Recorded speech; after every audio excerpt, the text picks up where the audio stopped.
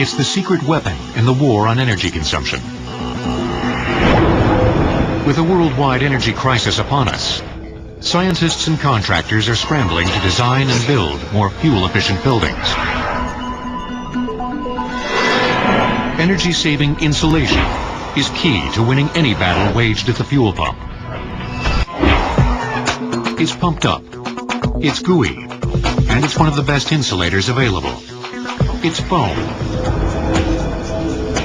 Foam products come in many forms. One of the most effective is spray. The process of spraying foam insulation is almost an art form. It takes a steady eye, a sure hand, and a definite sense of rhythm. The 1970s saw the advent of the idea of the super insulated home. Foam is a substance that is formed by trapping many gas bubbles in a liquid or solid. One of the most popular foams is polyurethane. Originally developed during the 1940s for military and aviation applications, it began to be used as insulation during the 1950s.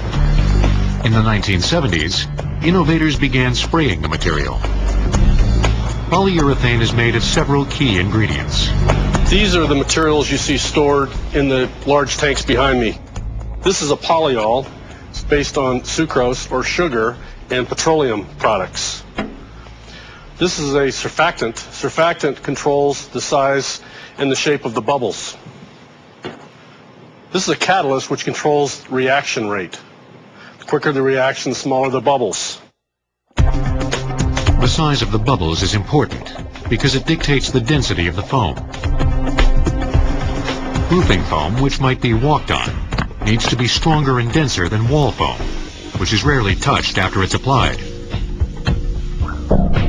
All of this is factored into the formula when a batch of foam material is mixed at the factory. But where do the bubbles come from? The blowing agent.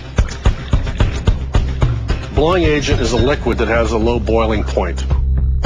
When it's spray applied, it converts from a liquid to a gas, forming the bubbles. These four ingredients are mixed together into one liquid, but they're only part of the recipe for making foam. The other part is a substance called isocyanate, a highly reactive molecule.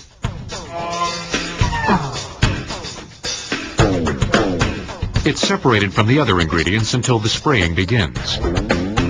They're dispensed separately all the way through the hoses to the gun. When the applicator pulls the gun, the materials are mixed together, the reaction occurs. It hits the substrate in a liquid form, but the reaction drives the expansion very, very quickly. Within seconds, you've got cellular plastic. A properly insulated house can save a homeowner a great deal of money. The consumer today is better educated as far as the value of better insulation in their home. What they have learned is they can pay a little bit more on the front end to better insulate their home, but they will recoup savings in the long term versus their energy costs because their house is better insulated.